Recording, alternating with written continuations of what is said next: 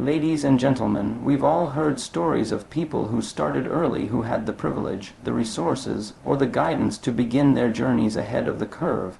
They had a head start, while others, maybe like you, maybe like me, didn't. But here's a hard truth: when you start late, you don't just catch up, you sprint. You don't walk into opportunity, you chase it with everything you've got. You don't have the luxury of wasting time. You don't make excuses. You become obsessed with growth, obsessed with progress, obsessed with outworking the noise that tells you you're too far behind. Starting late doesn't mean losing. It means working with a different kind of urgency. It means grinding when others are sleeping, learning when others are relaxing, and believing in yourself when no one else does. This speech is not for those who had the perfect start. This is for those who have faced setbacks, late awakenings, lost years, and are still standing, ready to fight forward.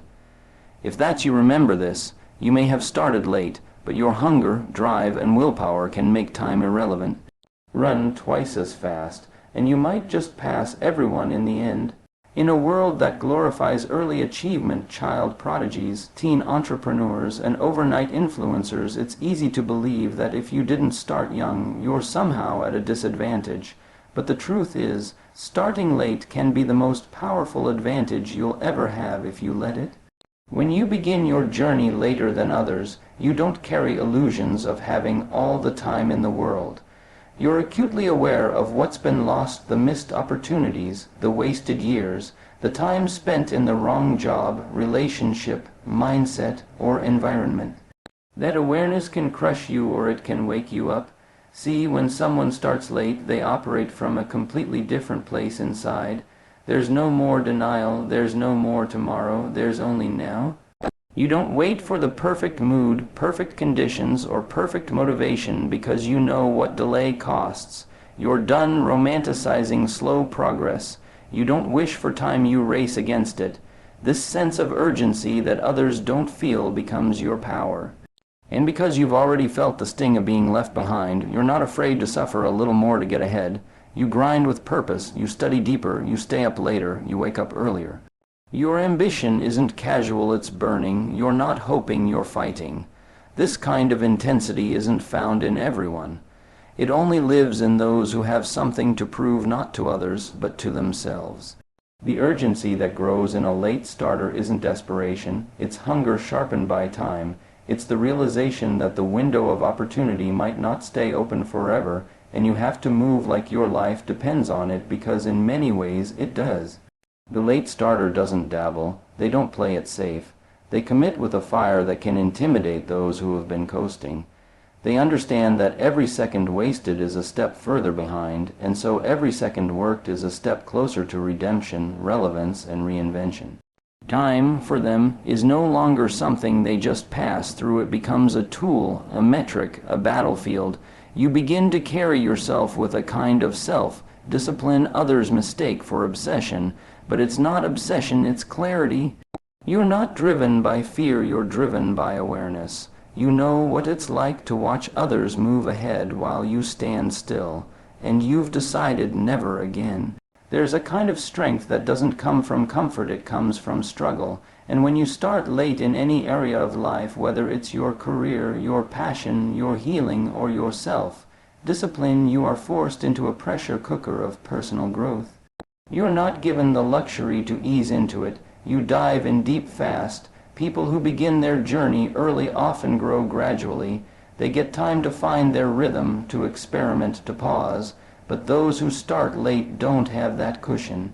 They face the reality of time like a wall, and they know they have to climb it, not sit in front of it. And that wall doesn't move just because you ask nicely. You have to push yourself harder, faster, more ruthlessly, not out of panic, but out of commitment. This process forges mental toughness that few people understand. You begin to live with a higher level of intentionality. Every minute matters, every setback feels amplified, every mistake costs more. But instead of breaking you, these things shape you. You begin to develop a new kind of internal resilience, the kind that says, even if I'm behind, I will catch up. Even if it hurts, I will keep moving. Even if it's slow, I will not stop. The late starter has already experienced frustration, envy, regret, all the emotions that come with seeing others progress ahead of you. And once you've survived that emotional storm, once you've pushed past the shame and disappointment of starting too late, something inside you hardens, not in a negative way, but in a way that makes you battle ready. You stop needing comfort, you stop needing approval, you stop waiting for the right moment, because you realize there is no right moment when you're trying to catch up. You build the mental armor of someone who is ready to be misunderstood, underestimated, or ignored, and still show up every day.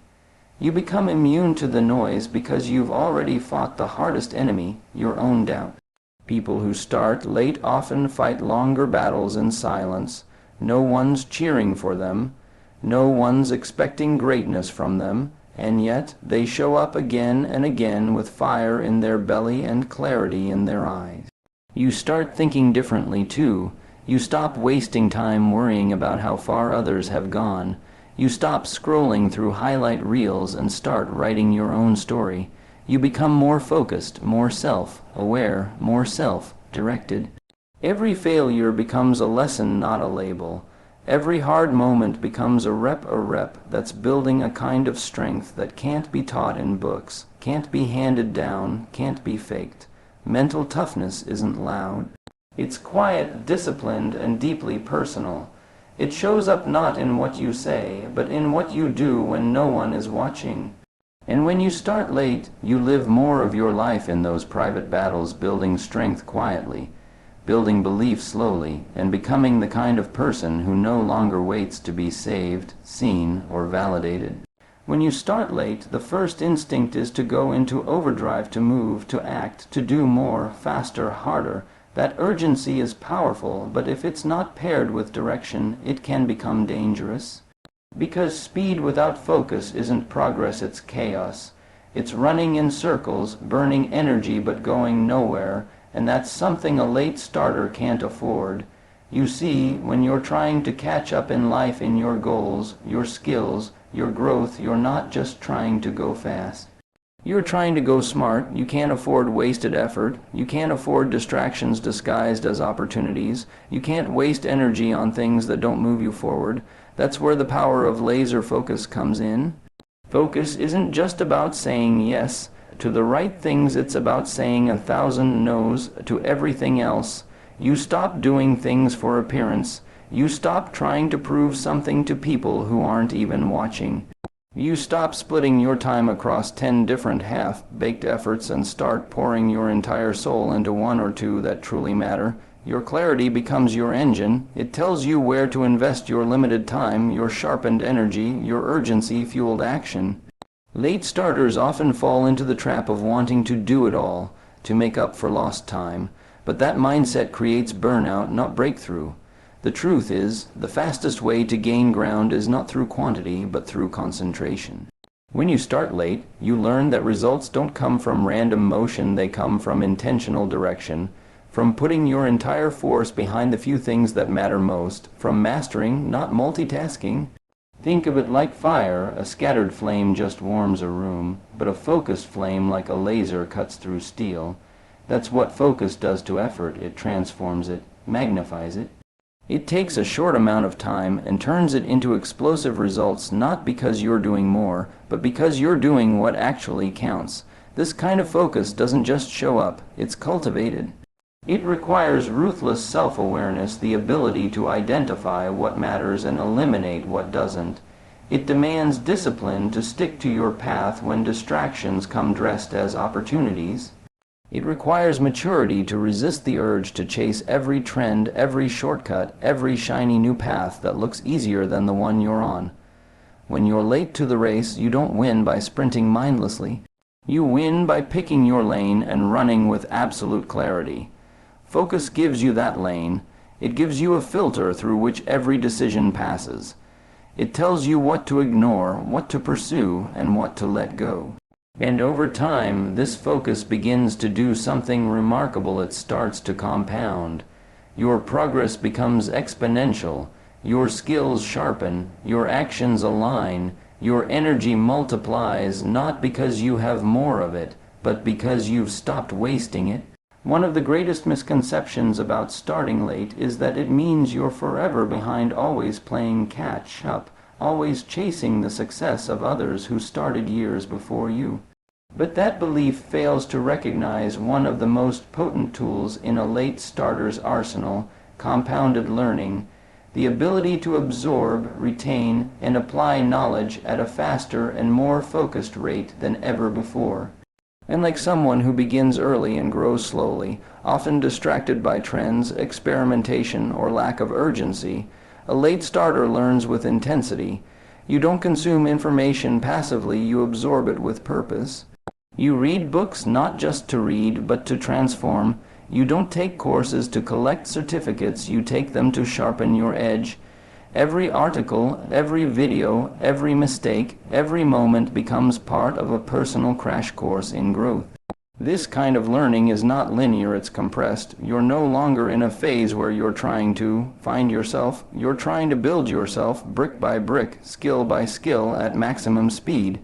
And because you've lived more, experienced more, possibly failed more, you're learning through the lens of someone who is already emotionally mature. That maturity accelerates your ability to see patterns, make decisions faster, and avoid the traps that waste time. Every late starter begins to experience something others rarely talk about: the speed at which you can grow once you're fully awake. When your mind is locked in, your distractions cut out, and your goals become crystal clear, you can make a year of growth feel like a decade. This is the hidden advantage of the late bloomer: not just the hunger to grow, but the consciousness to grow deliberately. You no longer touch the surface of topics, you dive deep. You no longer take time for granted, you devour knowledge with urgency. You begin to see that learning is no longer an academic task at survival. It's your way of reclaiming your future. You seek out mentors, books, tools, and environments that compress learning. You listen harder. You take notes more seriously. You treat time with reverence, not because you fear it, but because you've finally understood how to leverage it. And what happens when you do this consistently? Learning begins to compound. What you learned yesterday connects with what you learn today and forms a more powerful insight tomorrow. You start recognizing patterns where others see randomness. You begin executing strategies that took others years to understand. You build a mental infrastructure that doesn't just help you catch up, it helps you rise above those who became passive in their early lead. There's a difference between knowledge and internalized wisdom, and when you're learning through urgency, action, and real consequences, wisdom arrives faster.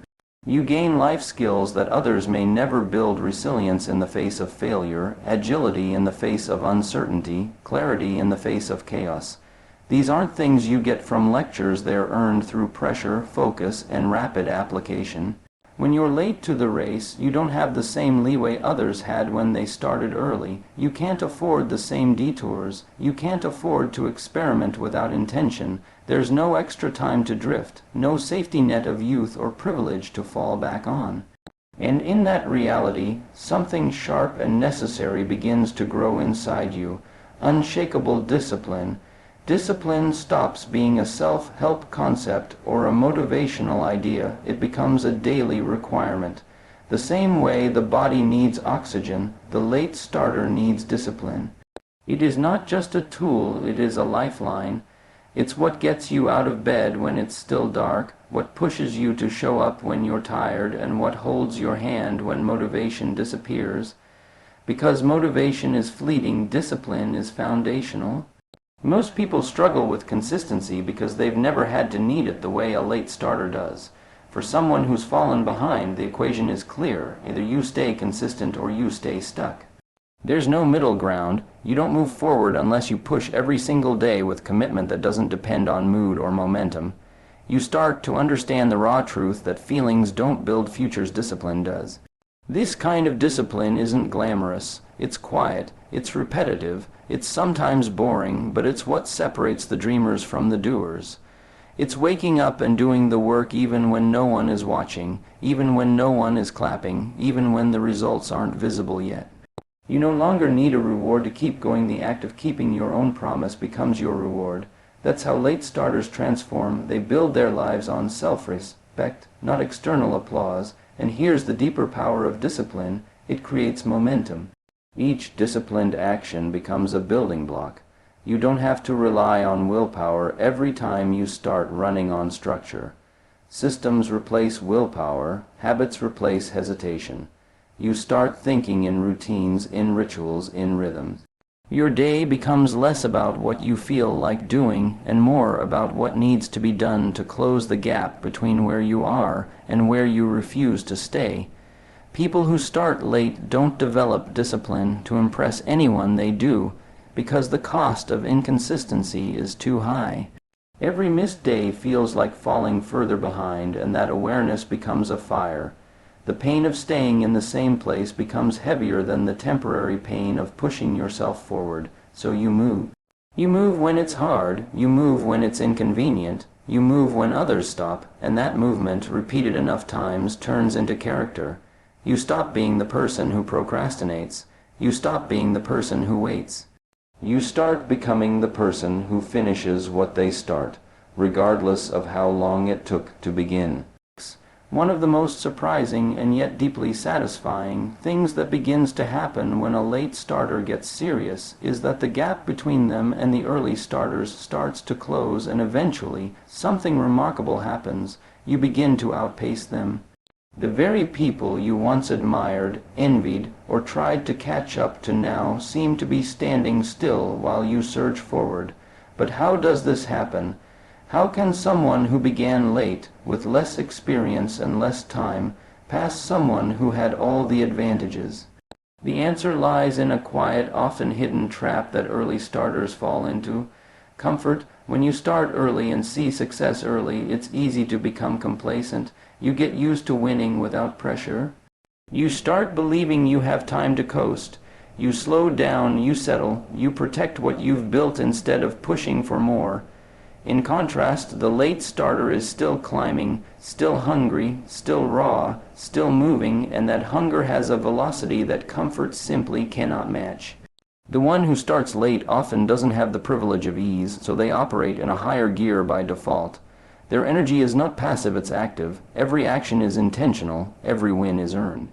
Every gain is the result of hours of invisible, grinding effort that no one sees. And over time, that kind of deliberate progress becomes something much more powerful than talent or a head start. It becomes momentum. Relentless, unstoppable momentum. Momentum is one of the most underestimated forces in success. It starts slow, it feels fragile at first, but when it's built on discipline, clarity, and urgency, it becomes a force that can move through any obstacle. The late starter, by necessity, builds this kind of momentum. And once it kicks in, it doesn't just catch up, it overtakes, quietly, strategically, without announcement. Because while the early starters were resting on their lead, the late starter was refining their purpose, upgrading their skills, and preparing to accelerate, and the gap, the one that seemed so huge, so intimidating, so permanent, that gap begins to shrink not because time rewinds, but because effort compounds, because those who got comfortable stopped growing, they settled for good enough, they stopped asking what's next. But the late starter, the one who began behind, kept pressing forward, never losing the hunger that came from knowing what it felt like to be left behind. This shift from underdog to contender to leader doesn't happen with luck. It happens through consistency and discomfort. The person who shows up every day with no spotlight, no applause, and no shortcuts eventually becomes the one others look up to, not because they had it easy, but because they kept showing up when it was hard. They didn't stop when it got silent. They didn't stop when it got heavy. They didn't stop when it got lonely. They just kept moving.